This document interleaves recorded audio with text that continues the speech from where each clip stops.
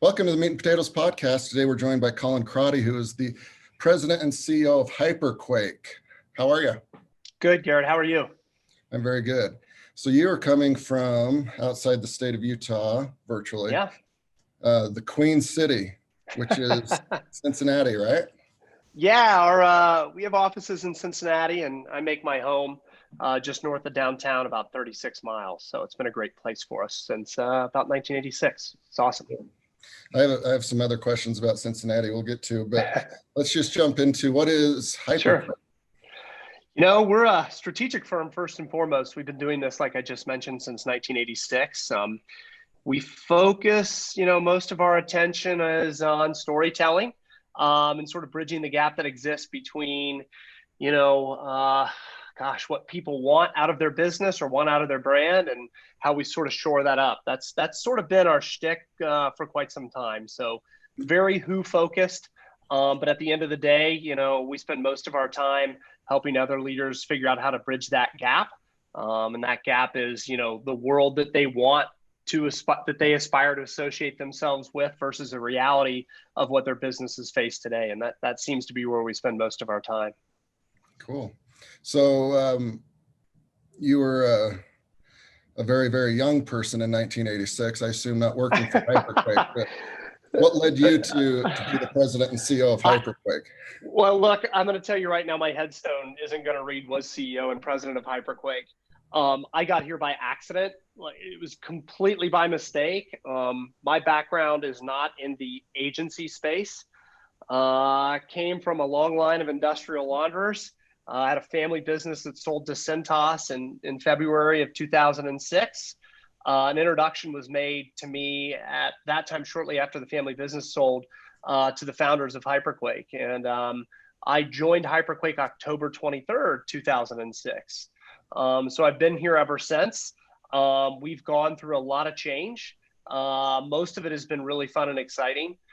There have been some times, as you're well aware, everything that's gone on this year, but I look back 2008, 2010, we went through quite a bit of change as well. But yeah, I found my way here by accident. Didn't have really any traditional branding or marketing experience leading up to that point. But when I walked through the door, I just fell in love with it. Garrett, I was like, I didn't know that people actually did this for a living. And this is where I want to basically plant myself. And, like I said before, it just sort of grew into something that I never thought it would become, quite honestly.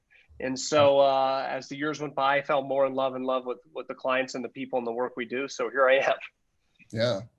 So big gap there between laundering, which has to happen, right? Absolutely. And the cool kids working in agencies that are always seem to be a little bit hip. Yeah, it took me a while. I'm still not there, but I'm trying. Yeah. All right. So 14 years kind of with Hyperquake, and obviously a lot of technical innovations there, and a lot of stuff that didn't exist that now does, that you have to factor into building a brand. What's the hardest part of running an agency? I think we pride ourselves in our ability to sort of to bridge the gap. I said this before, bridge the gap between what businesses, organizations, what have you, what they want out of life. And I say that, and I mean that, because most of the folks that we serve are people that are visionary leaders, and they're trying to bridge a gap between what the reality is today and their responsibility to make that traction towards where they want to go.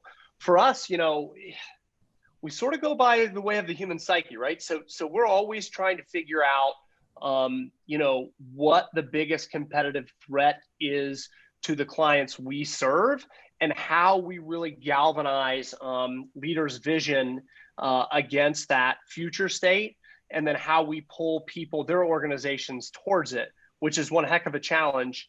So I would say the biggest challenge is us sort of outpacing what we think, or what we think a specific market where it might end up, because we're pretty diverse. We work across all different types of organizations. So for us, I wouldn't say it's the clients. I wouldn't say it's the people. I would say it's our own ability to get out of our own way, and then really have a good sense for what's to come, and then how the organizations we serve should adapt to that. All right. Yeah, that's interesting. So give us an example of maybe a client journey. They find you through, the website, for example, or at a networking event. How do how do the initial phases go, the onboarding, and then how do you ultimately fulfill what you guys promised to do? Yeah, and that's the question. So we love to tell our clients we sell two things. We sell results and an experience. And when you work, we work on in two different types of clients. I like to categorize them as churched or unchurched. Those that have a high degree of understanding of branding and marketing, and those that have a low degree.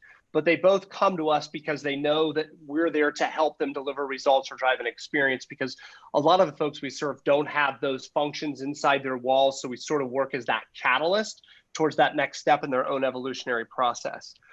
So I'll start with B2B first. It's a company you've probably never, ever heard of, which is called Pnr Communications. I call it small. It's probably less than a $30 million organization that's located just south of Columbus, Ohio. And they're going through a pretty big generational shift from they've been around for probably 35 years. And as they've shifted ownership, our responsibility has been to basically give those guys a stronger sense and a stronger understanding of what the world wants for the industry they play in. They play in the telecommunications industry, and they sell their products to EMTs, first responders, different legislative branches of the state. And so but they made their mark on their ability to sell two-way communication.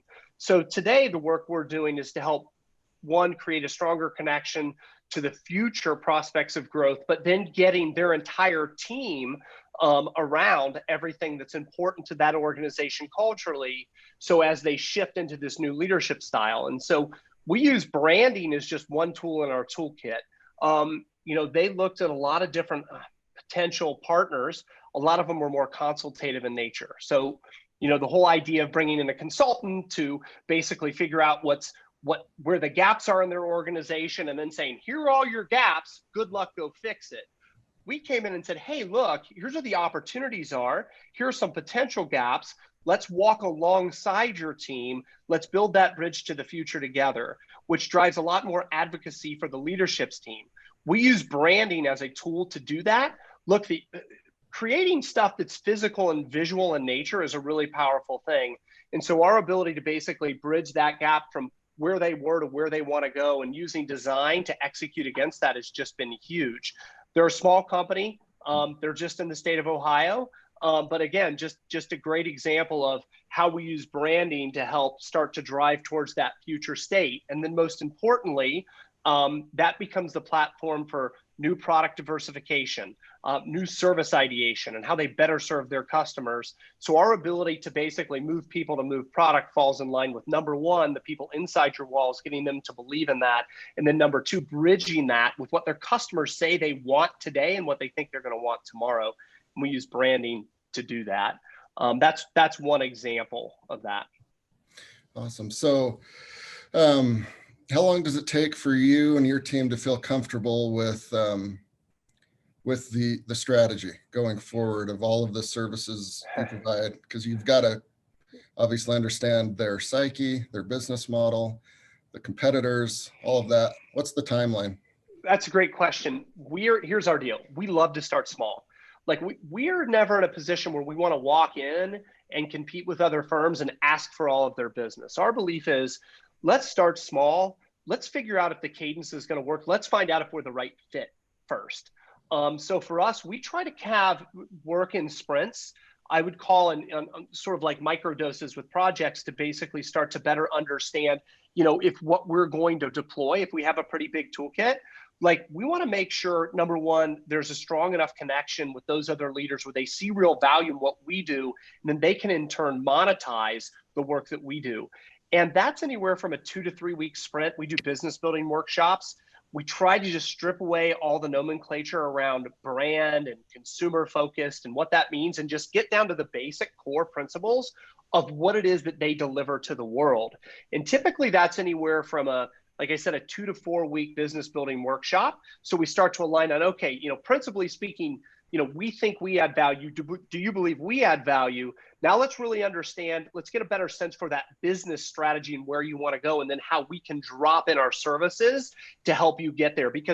And we do that, we reverse engineer the conversation. So when we talk to our customers, we say, hey, what's a success look like? You could pick up the phone and talk to any one of our customers, and they would tell you, we beat it into their head. We have one client who sort of called me to the carpet on it in a planning meeting the other day. His name is George, and he looked at me and said, I knew you were going to ask me that question. And the reason I asked that question was I want to know if something's changed since the last time we met. But we want to start in reverse and understand 12 months from now, what does success look like for the business, and what does success look like for you on a personal level? Once we have that in those first 2 to 4 weeks in that business building exercise, then we can start to plot and bring some of our other services to them to basically figure out what the next 3 to 6 months look like. Typically, an engagement on a project level is typically no more than 6 months, but we never like to prescribe some sort of solution where it's a 6-month run rate right away. We want to spend the first couple of weeks trying to figure out if it's the right fit first. We think that's crucial. Gotcha. And so you guys have smaller clients as well as some Fortune 100 clients. What's the difference in your guys' approach to those? Not much. Quite honestly, not much. I would like to tell you that, we have some silver bullet that basically we use for big clients versus small. Look, at the end of the day, if we say it's all about moving people, it's about making strong connections. Look, nostalgia is coming back. The art of customer service is coming back. People want to be heard. People, we look at it quite honestly, and I'm going to say it. We want to make our customers the heroes in their story for the organizations or the people they serve. And our ability to tap into that and understand that, it doesn't matter if you're a $5 million company or a $5 billion company. We work across all sides. It's the same thing. People will come to us and they'll enter into an engagement with us because we're going to focus on the business planning. Other clients pick us up because they want to work on, productization or, deliver a best-in-class online experience. Both are fine. But at the end of the day, those people that are making those decisions, our job is to basically propel them and their trajectory for that project to make sure that they get the ROI they need. And it doesn't matter. It really doesn't matter if you're a $5 billion company or a $500,000 company. We really take the same approach, and it's mostly about the relationships and understanding what they need to get out of it. Okay, cool.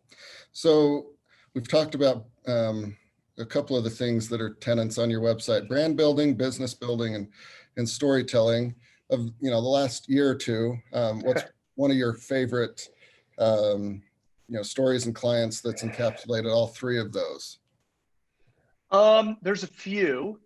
I would say, man, there are a couple that have been new that we're working on that are going to be really exciting because of the subject matter. But I would say probably Mastercraft Boat Holdings has just been an absolute blast. They have 4 brands: Aviara, Crest, Nautic Star, and of course Mastercraft. That's been fun. They've had a shift at the top. We were able to come in and just sort of help them navigate some of the internal conversations, and then work into and downstream into our brand building path. And it's been real exciting. I mean, you talk about a brand, at least in their space, that has very high brand recognition. And then even outside that space, most people know or have heard of Mastercraft and they know what it is. So that category on a personal level is very fun and it's very exciting to me in terms of our ability to help them expand their reach and drive better results for their business. So we feel like, we're a great fit for that partnership. That's been really fun. There's a list of other clients as well I could talk about on the story building side. Teradata in San Diego. There's a rich history, the origin story of Teradata and where it sat locally just north of Cincinnati for years. So for us to lean in and to help them launch their vision and have it physically represent itself in space has been real exciting. And when we entered into those conversations, it's all about mapping out their story and where they want to go in that story arc, and then determining, how we can sort of bolt on to help them get there. Those have been 2 really, really exciting opportunities we've had as of late for those 2 pillars specifically. Yeah. So you guys offer a lot of services, right? It's a fairly big list. Yeah. How do you, how does a service make it on the list? And then how do you assure that there's there's no orphan services that kind of get forgotten. And if somebody wants that service, you don't have the right team to implement it. Well, to be straight up, Garrett, I've been trying to figure that out for a long time. And, you know, I think we don't want to be everything to everybody. I think our team members, we have great tenure with our team. And so we have a lot of experience, and a lot of our team members have come from the client side. And so our ability to basically be strategic in nature and provide more of a consultative approach first allows us to sort of carve out these paths. And, you know, for us, we have a really strong codependent model. You know, we're not afraid if there's something that we've itemized as a service, but we're not best in class in, we're not going to do it. We're going to find a partner and bring them to the table. The new model, I think, for firms like Hyperquake is to recognize where your weaknesses are, celebrate your strengths. That's obvious. Celebrate your strengths, and our three pillars, our three lenses, as we call them: story building, brand building, and business building, speak to the core of what our strengths are. But, you know, look, like, it's not beyond us to go out and find other firms that can complement us to extend that story. And, you know, the big model is, you know, we're being privately held, and being an independent has its advantages. And we want to be able to cast a wide enough net that people understand, okay, there's nothing that these guys haven't come across that they can't handle, but it doesn't mean we're going to see that all the way through. We're going to set the table, have the conversations. And a lot of times our bigger clients, they bring other suppliers to the table that they have great relationships with. So we want to basically showcase our ability to understand the importance of what those partners bring. I think you'll see that list start to get a little bit smaller as we become a little bit more specific in terms of what we want to do from a pure business building standpoint, and then how we use brand building and story building to complement that. But yeah, you know, it's when you have a team of over 50 people and you're independent, you need to be flexible, you need to be agile, you need to be able to sprint. And so we think that, you know, the list of services allows us to roll into almost any industry and be very formidable and have this SWAT team mentality to basically make quick work of whatever the challenge might be. Yeah. So it kind of all boils down, at least from my conversations with you and, you know, looking at your website, you know, how do you move people, right?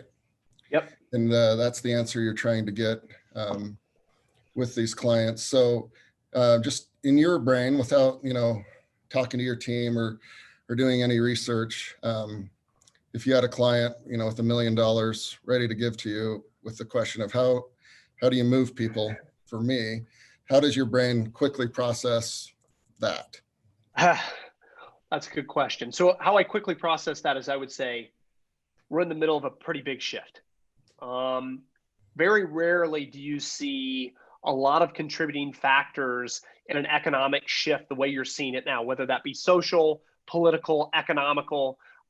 Understanding that shift and how that impacts different generations. So if you go to the greatest generation ever, to millennials, to Gen X, to Gen Y, trying to understand what their values are. That's the most important work any business can do, is to understand how people make decisions is based on how they're influenced in order to make those decisions. So I would say, look, the most important thing that a business can do right now is invest in their understanding of humans and how people make choices. Because guess what? The next generation of leadership is upon us, and we're going to see a shift as boomers exit the workforce, Gen X and Gen Y, so Gen X steps in, millennials right behind. How they make decisions in their life carries into their professional world too. And so I would say, look, understand the top 10 values by generation, understand the differences, and also understand the connectivity. Like family, for example, right? Right now, we run some analysis with our customers and our suppliers to understand, hey, what sort of happened since COVID? How have their values changed? How important is family, right? So has family moved up or down or out? Financial security, is that moved up, down, or out? What does that look like? And so we try to cross over and try to understand where those connections are with top 10 values so we can start to action our behaviors, our customers' behaviors against those generational shifts, because The people right now that are running most of our customers, with the exception of, I use Pnr as an example, Pnr Communication, they've embraced that, hey, like the next generation of leadership is upon us. They're going to be more relatable to our clients in the next 2 to 3 years. So for me, I think that work that you do in understanding the generational shifts is crucial right now. So businesses are more equipped by this time next year to act against that. Yeah. So if you had one generation from the greatest generation to, what is it, Z? I think so, Z. Yeah. And in between, which one's the easiest right now to move people? Well, I would say, look, I'm not gonna date you, Garrett. I'm 43 years old, so if I walk into a room and I'm talking to Gen Xers, there's a lot of relatability there. But make no mistake about it, when you talk about where the wealth's held in this company and the shift that's happening, it's going from it's sort of skipping over people like me, and then it's going straight to millennials. And so you're seeing that boomer shift, right? We're sort of those middle managers that maybe just didn't make it up because you've got that older generation holding those roles, and then you've got millennials popping up, and you're seeing that transfer. So I would say, look, the relatability is right in the middle for me. But I would say, we've got a team of well over 50 people. Most of those folks are millennials.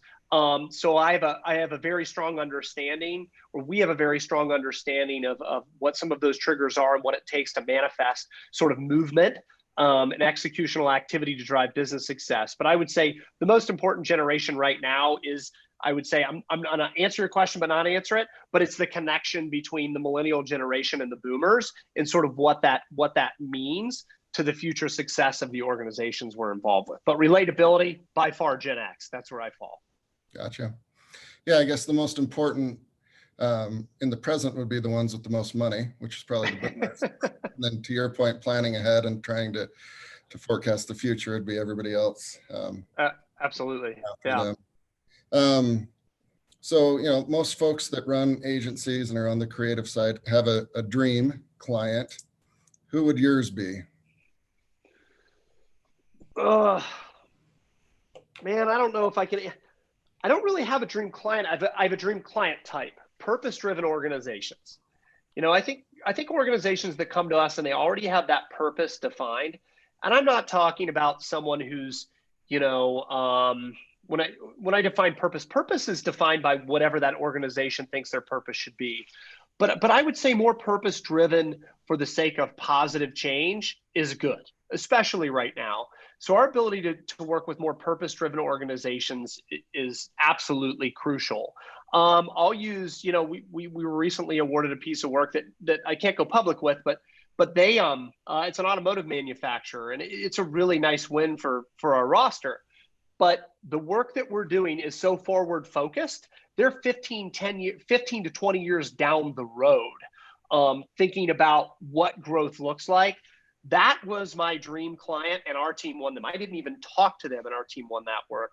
So right now, I would say those purpose-driven organizations that are, focused on driving good communication awareness around the importance of understanding the political landscape, or understanding the social landscape or the environmental landscape, and what that means to us and what that means to the world and the next generation is crucial. So I would say purpose-driven organizations that understand that, but still have a strong advocacy for nostalgia and the importance of doing things the right way. Those are the organizations we want to work with. I couldn't pick just one. Do I have my list of companies that I would love to work with? Sure, absolutely. But I couldn't pick just one. I would say those companies that have strong visionary leaders that are purpose-driven are the types of folks that we want to work with. Gotcha. Yeah, you're better than I would be at that. Like if I don't do a lot of boating, but if I did and Mastercraft was a client, then selfishly you could test and validate your theses and stuff like that. Because I'm sure you've got team members that love certain brands and would die to have them on their account. Absolutely. I mean, there's lists.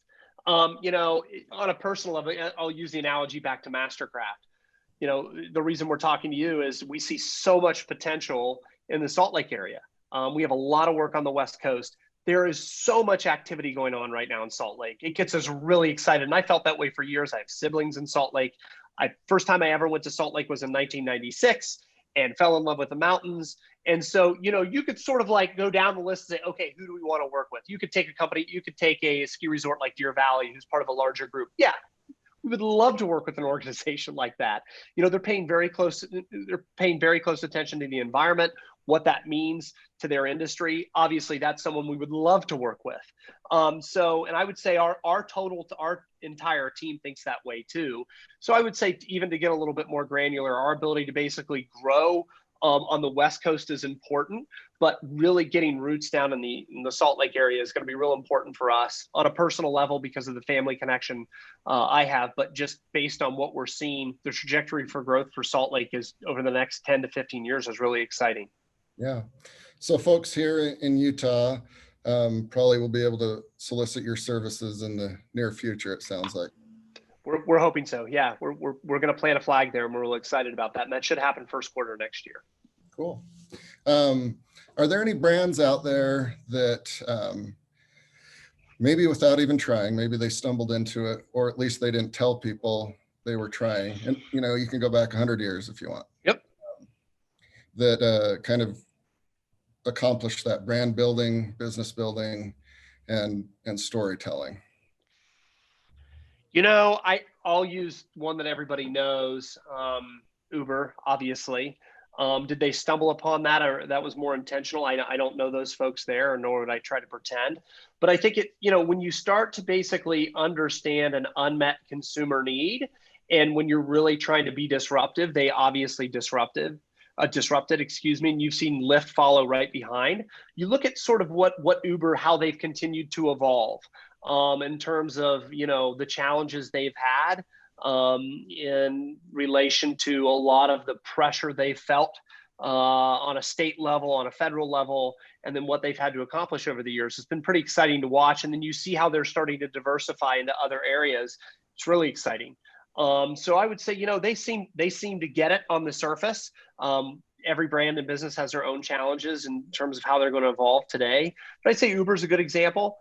They seem to just sort of hit it day in and day out. You look at their evolutionary track and you pay close attention to the conversations they're having with the general public and where they want to go and how they see themselves getting there.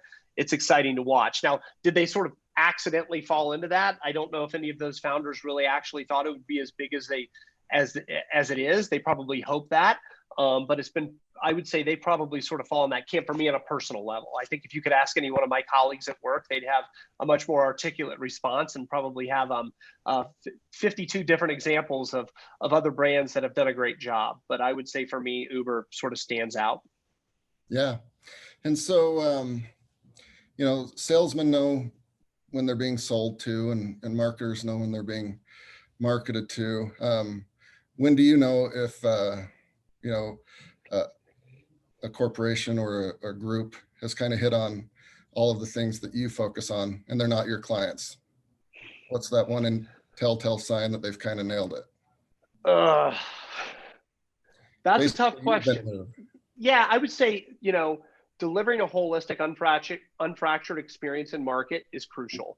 And so if they show up, in one place, but look radically different in another, and if you look globally, sort of their message track, I think that's something to pay very close attention to. So their equity, right, is crucial. So understanding their purpose, obviously their mission and their vision is not something that you necessarily market, but their points of difference are. And so, if they back up what they stand for, they're making, so if we're looking at organizations that say, hey, look, we're a cause-driven organization, or, we're a large corporation with $1 billion in assets, but, we take a percentage of everything we make and we reinvest it into the communities where we are. That's a really good sign that they're doing something right. That means they value and they share the same values that we have as a small organization. And it makes it easier for us to help move the needle at the top and the bottom. And so for us, that's who we look for. So I think if they're delivering an unfractured experience, if they're a multi-billion-dollar brand and they're delivering an unfractured experience around the globe, obviously that's attractive to us. And we see companies that are doing that day in and day out, especially today. You're seeing more and more companies do that. Yeah. Last question. This has been fun. So I think a group that usually struggles with a lot of what you guys do, brand building, business building, storytelling, are cities or municipalities or some states or even some countries. Yep. But Cincinnati, beautiful city. I've only been to the airport, but you guys have a video on your website that has some Yeah. really amazing footage. Yeah. A lot bigger than I thought. Yeah. Downtown and steep banks along the river. Do you guys work with cities? Because that's unruly compared to a small business. And if so, like, how do you tackle that big behemoth? Or I guess you've already kind of stated you kind of start small. But if Cincinnati said, we want you to do everything, where do you start? Yeah, that's a great question. It's something we've talked about for years. My partner, Dan, who's our chief creative officer, this is a passion point of his. He would probably talk to you about this for days on end. Cincinnati has really become a destination over the years. I say that in a professional sense because there's some really big brands that you probably haven't heard of that are headquartered there. And in one big, large conglomerate is Procter & Gamble. And they've been able to import a ton of talent into the market. They're close to 200, I haven't said it yet, but I'll say it for purposes of this. Like, we try not to define ourselves as an agency, but as a professional firm. But there are close to 200 agencies in Cincinnati. That's a pretty big number. I would venture to say that far greater than half of those agencies do a lot of work with Procter & Gamble, and there's a reason for that. When you're deploying billion-dollar brands across the world, you need thought leadership. And so Cincinnati, there's a ton of history.